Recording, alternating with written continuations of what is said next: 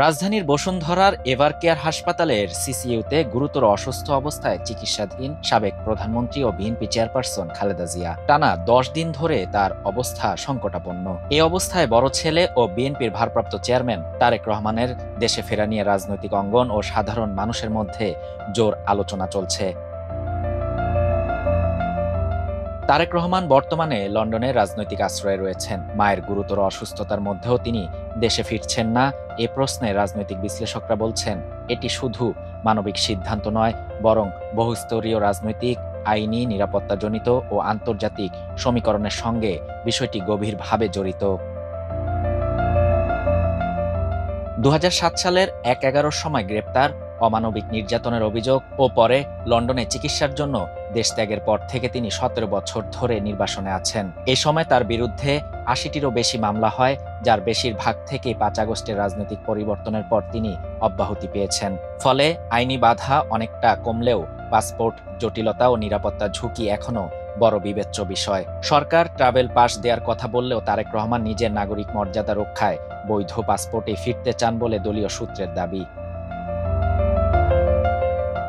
রাজনৈতিক বিশ্লেষকদের মতে তারেক রহমানের দেশে ফেরাকে কেন্দ্র করে দুটি বড় সংখ্যা রয়েছে। একটি নিরাপত্তা হুমকি এবং অপরটি আন্তর্জাতিক ভূ রাজনীতি।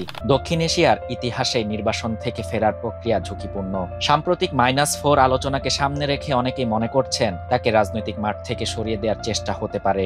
অপরদিকে যুক্তরাষ্ট্র ও ভারতের কিছু মহলে তার নেতৃত্ব নিয়ে ঐতিহাসিক অস্বস্তি এবং গোয়েন্দা তৎপরতার গুঞ্জন রাজনৈতিক অনিশ্চয়তা বাড়িয়েছে। তবে গত ১ ডিসেম্বর খালেদা জিয়াকে এসএসএফ নিরাপত্তা প্রদানের সরকারি ঘোষণা নতুন বাস্তবতা তৈরি করেছে। বিএনপি নেতাদের মতে এটি আসলে তারেক রহমানের নিরাপত্তা নিশ্চিত করার পূর্ব প্রস্তুতি। এ ঘোষণা এবং আইনি অগ্রগতির পর দলীয় নীতি নির্ধারকরা তার দ্রুত দেশে ফেরাকে অনেকটাই নিশ্চিত ধরে নিচ্ছেন।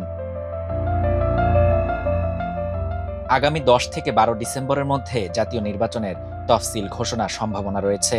আর তার ঠিক আগেই বা বিজয় দিবসের সময় তারেক রহমান দেশে ফিরবেন বলে দলীয় সূত্রের জোর ইঙ্গিত। দীর্ঘ ১৭ বছরের নির্বাসন শেষে তার ফেরা শুধু একজন সন্তানের মায়ের পাশে দাঁড়ানো নয়, এটি হতে পারে নতুন রাজনৈতিক অধ্যায়ের সূচনা, গণতন্ত্র পুনর্গঠনের প্রতীকী পদক্ষেপ। বাংলাদেশ এখন অপেক্ষা করছে তারেক রহমান কবে দেশে ফিরবেন এবং সেই ফেরার মধ্য দিয়ে নতুন রাজনৈতিক সমীকরণ কোন পথে যাবে। শাহরিয়ার শাফাত, বাংলা নিউজ 24।